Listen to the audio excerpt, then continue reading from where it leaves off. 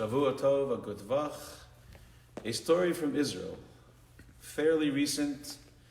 There's a shliach in Caesarea. I believe his name is Rabbi Lieberman.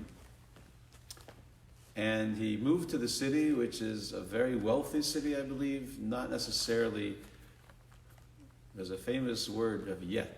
Say it's not yet the most religious city in Israel. It's not yet the most welcoming city to religion. And when this shliach moved there to open up business, it was hard for him to find a spot to create a Chabad house, and he had to do things out of his own house. And that's what he did. So classes were in his house, lectures were in his house, services were in his house. The city refused to help in any way. Came high holidays, came Rosh Hashanah, Yom Kippur. He had services in his house. He had a minyan, children's programs, busy people coming, people going. Happened to be on the same block that he lived, and he ran his operation. One of the wealthiest Jews in the entire land of Israel lived there. And unfortunately, a brother passed away, and it was a very big blow to the family.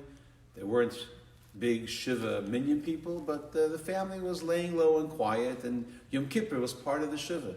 So this rich man decided just to stay home and think about his brother and spend the day at home.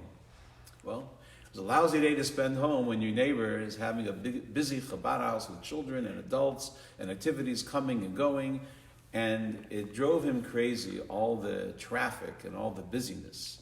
After Yom Kippur, this rich man made a little investigation, discovered that the Chabad house on his block is the source of the noise and distractions, and he picked up the phone and he spoke to some of his political friends, the mayor and others, and he said, you need to close this joint down.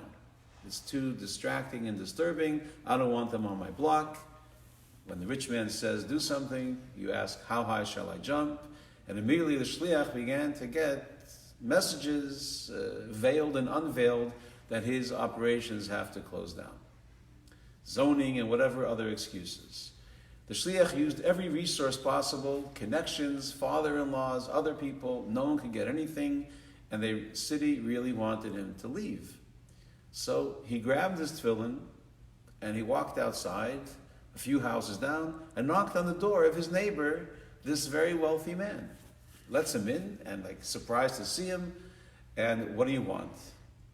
And they got into a conversation, and the rich man said to him, you're making me crazy, you're making my life miserable here.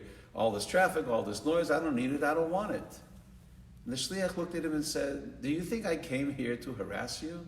To make your life any less comfortable?